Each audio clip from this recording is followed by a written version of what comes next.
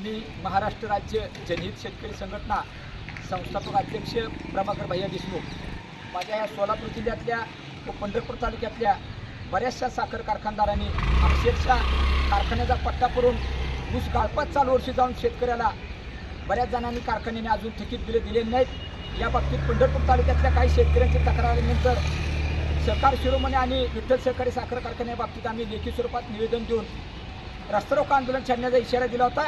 परंतु तातडीनं माननीय साखर सहसंचालकांनी माननीय जिल्हाधिकारी आशीर्वाद साहेबांनी दखल घेतली। 8 दिवसाची मुदत दिली, अन्यथा त्यांच्यावरती RRCची कारवाई करू, त्यांनी थकीत बिले तातडीनं खात्यावर जमा करावीत। परंतु या बाबतीत आता राज्याचे कर्तव्यदक्ष मुख्यमंत्री एकनाथजी शिंदे साहेब यांना मी विनंती करतो ते आता 17 तारखेला पंढरपूरच्या आषाढी एकादशीच्या पूजेला येणार आहेत, तर त्या दौऱ्यामध्ये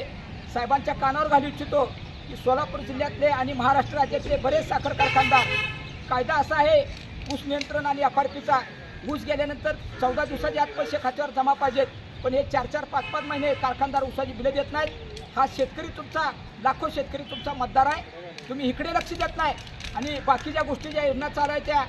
वेगवेगळ्या बाकीच्या कामात लक्ष आहे, परंतु शेतकऱ्याचा ज्याच्यावर पोट बघतोय प्रपंच चालतोय त्या ऊसाची बिलं 4-4 महिने कारखानदार देत नाहीत। त्यातले काय तुमच्या आमदारांचे कारखाने आहेत, तुमच्या मंत्र्यांचे कारखाने आहेत। या बाबतीत मुख्यमंत्री साहेब तुम्ही आपण त्यांना जाब विचारा ना, आणि या बाबतीत साखर आयुक्तांची तातडीने बैठक घेऊन पंढरपूर येथे या साखर कारखानदारांना कायदा काय असतो तो तुमच्या भाषेत दाखवा, अन्यथा आम्हाला सुद्धा वेगळ्या पद्धतीनं जनहित शेतकरी संघटनेच्या माध्यमातून तुम्हाला जाब विचारल्याशिवाय आम्ही आषाढी वारीच्या दौऱ्यात गप्प बसणार नाही, याची जबाबदारीने आपण नोंद घेतली पाहिजे।